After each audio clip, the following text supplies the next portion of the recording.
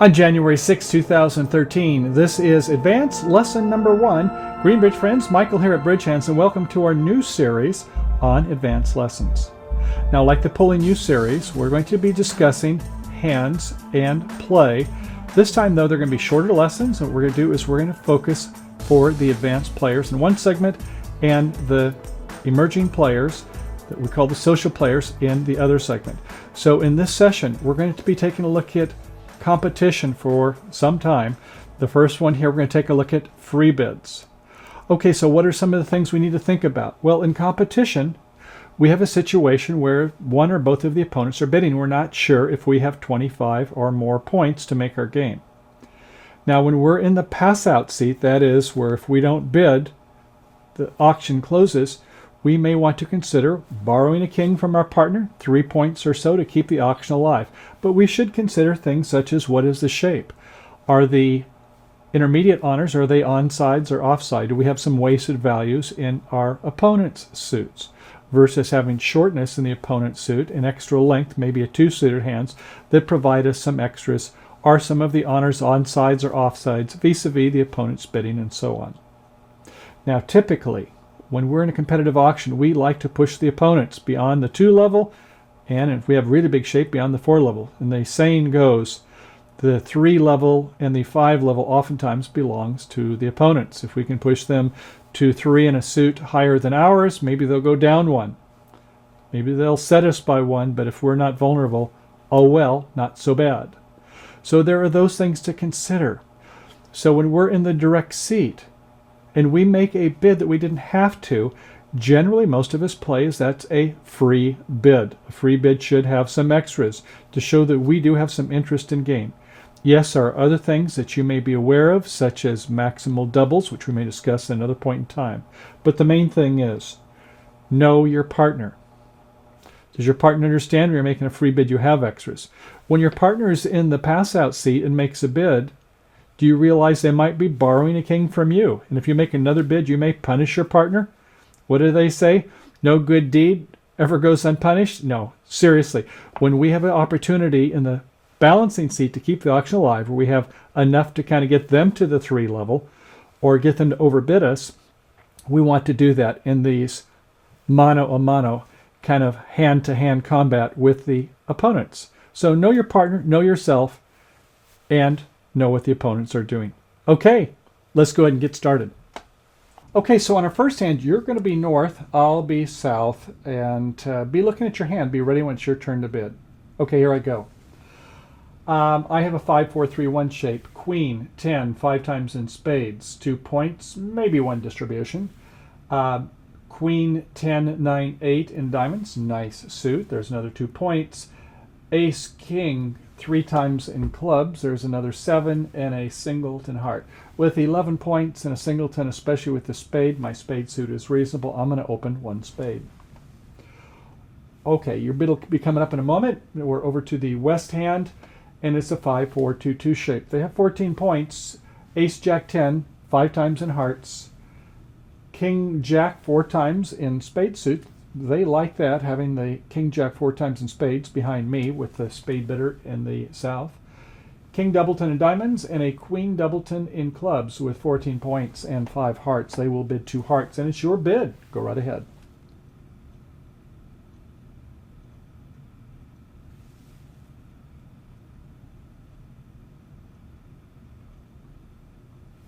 $13, $14, $15. Well, if you took more time than that and you weren't still wondering, or were still wondering what you were going to bid, we've got a little problem, because we don't want to take more than about 10 to 15 seconds to bid, or the opponents know something's up. We've hesitated in the north hand. They may call the director, say this person's hesitated. So you don't want to be caught in the proverbial situation with your pants not quite around your waist, right? You want to be ready when it's your turn to bid. Now, your options are, you could pass, you could bid 2 spades with ace doubleton, you could bid 2 no trump with king, queen 3 times. You do have 10 points. Or you could make a negative double. You have 4-4 in the other suits. But look at those cards. They're terrible in the minors, aren't they? 4 babies and jack 4th in the other. Do you really want to get to 3 level with that? So let's say you didn't know what to do and you passed. We'll come back to better bids. Okay, over to the east hand. It's a 4-4-3-2, 4-4 in the rounded suits, ace-jack 3 times in diamonds, and 2 spades. Well, you want to play the law of total tricks to bid up to the level of the number of your tricks. We'll come to that later. At this time, you might pass, though. You don't see much of a chance for a game with just ace-jack in a side suit. Okay, over now to the south hand.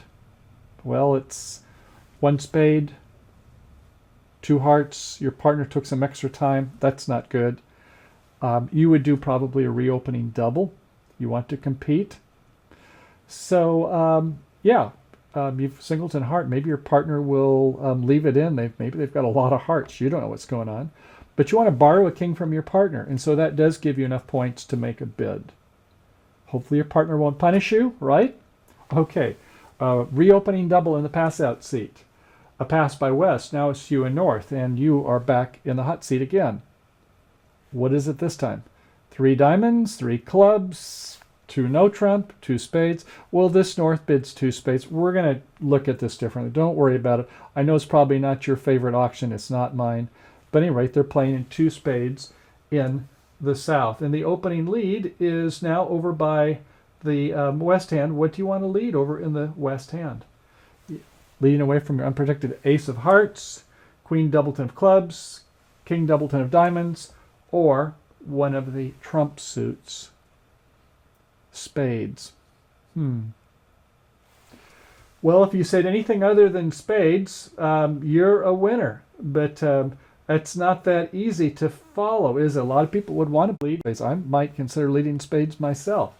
So really, though, when they're stopping at 2 spades, you've got 14 points. There's points elsewhere. They're not inviting the game.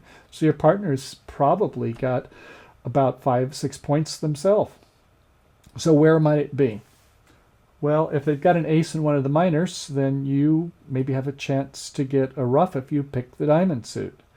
So I don't like leading away from king doubletons, but desperate times, desperate measures. So if you're going to lead anything other than the spade suit, the loser, anything else is going to work. I don't recommend leading away from an unprotected ace, though.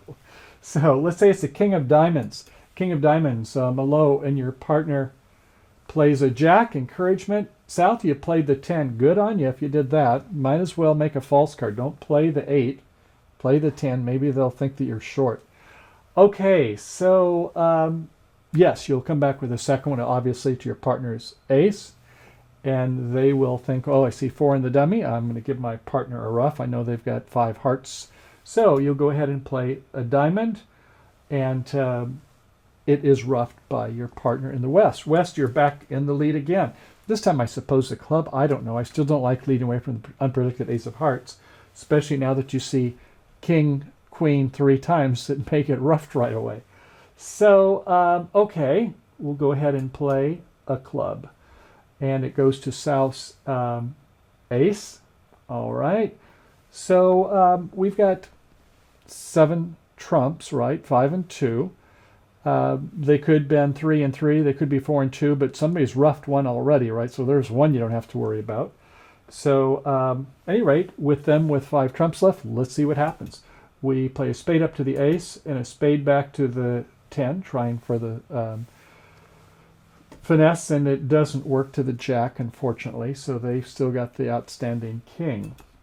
And they play the ace of hearts at this time. Now that there's no entries in the dummy, right, that spade entry is out, so go ahead and play it. And obviously you're not going to play more hearts, it'll get pitches. So you can go ahead and play your club. They win it with the king. And they play a spade to your king, and you have to, at this point, you're kind of end played with the hearts, so you play a heart, and they win it with the queen. The king by the north hand, you can pitch the diamond, which is a winner anyway, and you can see that you've got the remaining 2. So you've made 7 tricks, you're down 1. I think it was fine to go ahead and open 1 spade with this holding, queen 10 5 times, 11 points, and a singleton. Fairly standard for competitive duplicate players. And certainly too hard overcall. It's hard to be ready in time with a hand like this in the north, right? Your partner's open, you've got 10, you've got spread honors, probably 2 no trumps a better bid. We're going to come back to that. After it did go 2 spades over here in the south, when it went around over here to the east, now they were in the balancing seat. And if they're non-vulnerable, I would say go 3 hearts. Your partner's got 5, you've got 4, you've got an outside ace, jack. You want to compete, right? And hopefully they'll go 3 spades or something. But if you're vulnerable and they double you, then that might not be good, right? Vulnerable and doubled for 200 is not good in duplicate. Okay, well, it was a challenging hand. We're going to try more variations of it, so let's go on to hand number 2.